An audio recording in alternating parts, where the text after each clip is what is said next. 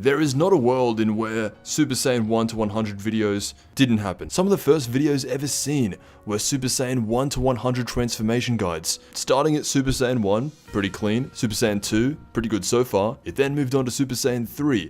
And because this took place in a time where there was no Super and there was no God forms, it followed the GT timeline of Super Saiyan 4. And then there is Super Saiyan 5. Before there was Ultra Instinct, the most common depiction of the final form was Super Saiyan 5. After Super Saiyan 5, things start getting insane. If you're trying to make 100 different Super Saiyan forms, what do you put after Super Saiyan 5? Well, the most common idea would be Super Saiyan 6. This is what Super Saiyan 6 looks like. What comes after Super Saiyan 6?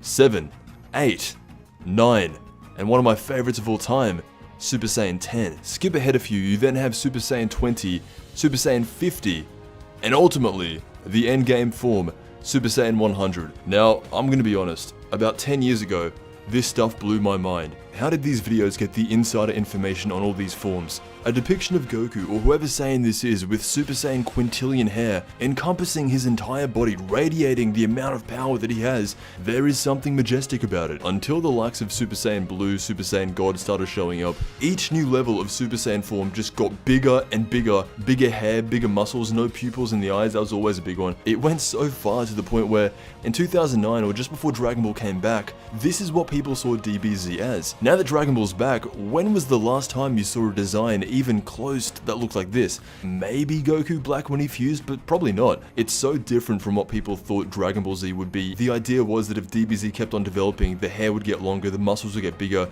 they would get these tribal tattoos and have these insane character designs. When in reality, it's just the opposite of that. Super Saiyan God, instead of making them buffer, it actually makes them skinnier, and the hair stays exactly the same shape. It's a huge contrast, and it's interesting to see how the fans would have taken the series if it was up to them to create new Super Saiyan forms, opposed to how Toriyama took the series in terms of designs himself. In the end though, I actually like both design choices. Whether it's over-designed or simple, I think a nice mixture between the two can be a very good thing. Anyway, moving on to the next thing, a new fan animation came out by Robin Kamari, the man who made Goku vs. Whis Part 1. This time he's back with Part 2, and while Goku's fighting Whis, Vegeta is fighting Beerus. Something that I want to see so bad, Vegeta vs Beerus. This animation gets a start on that, and you can see Kaba watching from afar. Beerus says to Vegeta, "Us gods of destruction are not created equal. If Beerus and Vegeta fought, and Vegeta won, he would have free range of becoming the next god of destruction." He powers up to 100%, and then he says, "I understand.